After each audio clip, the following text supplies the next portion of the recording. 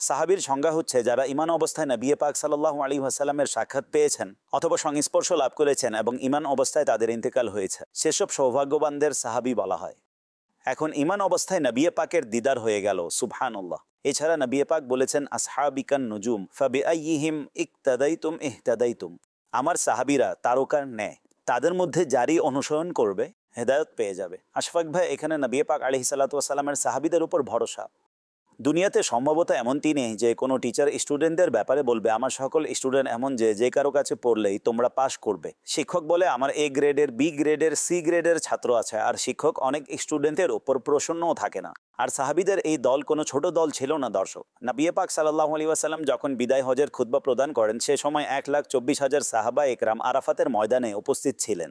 অর্থাৎ এই ঘোষণা 1 লাখের অধিক সাহাবার জন্য ছিল যে সমস্ত সাহাবী তারকার ন্যায়, আর তাদের মধ্যে যে কারো অনুসরণ করবে সে হেদায়েত প্রাপ্ত হবে। সুতরাং প্রিয় নবী সাল্লাল্লাহু আলাইহি ওয়াসাল্লামের প্রশিক্ষণের মহান নমুনা যারা, তার হচ্ছেন রসুলের সাহাবা। এরপর সুবহানাল্লাহ, এখানে এটিও বোঝা যায় যে রাসূলের দিদার এটি এমন এক সুমহান মর্যাদা, যে ব্যক্তি স্বচক্ষে ঈমান অবস্থায় নবী পাকের দিদার করেছেন, ঈমানের উপর মৃত্যু হয়েছে, এটি রাসূলের দিদারের, বলা হয় না যে প্রিয় নবীর চেহারা দেখার চমৎকার কাজ বলতে পারেন অথবা তার পুরস্কার বলতে পারেন। নবী পাক বলেন যে সকল সাহাবী জান্নাতি। সুবহানাল্লাহ, আপনারাই ভাবুন যে প্রিয় নবীর দিদারই কত বড় সৌভাগ্য। আর এর মাধ্যমে এটিও জানা গেল সাহাবী আমলের মাধ্যমে হয় না।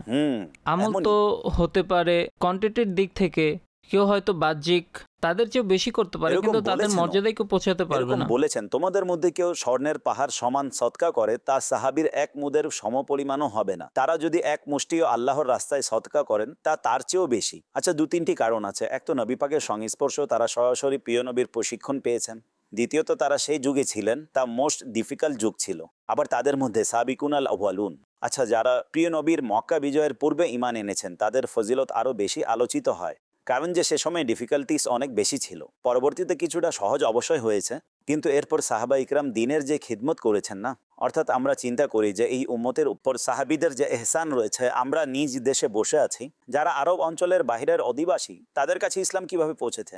আমরা একটু চিন্তা করি, নবী পাক ফিজিক্যালি 2-1টি দেশেই ট্রাভেল করেছেন, তাই না? কিন্তু তারা সাহাবীরাই ছিলেন যারা নবী পাকের পয়গাম নিয়ে সারা দুনিয়ায় গিয়েছেন, ট্রাভেল করেছেন, তারপর এই দায়িত্ব আউলিয়া ইকরাম পালন করেছেন। খুব সুন্দর একটি উপমা দেওয়া হয়, যেমন আমি এইমাত্র বললাম যে 1,24,000 সাহাবী বিদায় হজের সময় ছিলেন, সর্বশেষ হজের খুতবায় উপস্থিত ছিলেন। তো মদিনা শরীফে বলা হয় যে জান্নাতুল বকিতে 10,000-এর মতো সাহাবী আছেন, মক্কা শরীফে 5,000-এর মতো সাহাবী আছেন। তো আউট অফ 124,000 15,000 মক্কা মদিনায় তাদের দাফন হয়েছে, বাকিরা কোথায় গেলেন?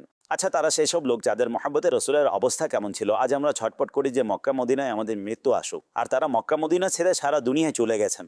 এরপর দেখুন, জর্ডানে কারো মাজার, তো মিশরে কারো মাজার, কোনো সাহাবীর মাজার ইরাকে, কারো অন্য দেশে, কোন দেশে নেই, চায়নাতে আছে বলা হয়, পাকিস্তানে আছে বলা হয়, এছাড়া অন্যান্য দেশে অবস্থান করেছিলেন সাহাবা ইকরাম। এটি চিন্তা করতে হবে যে সেটা কোন যুগ ছিল, সে সময় ট্রাভেল কতটা কঠিন ছিল।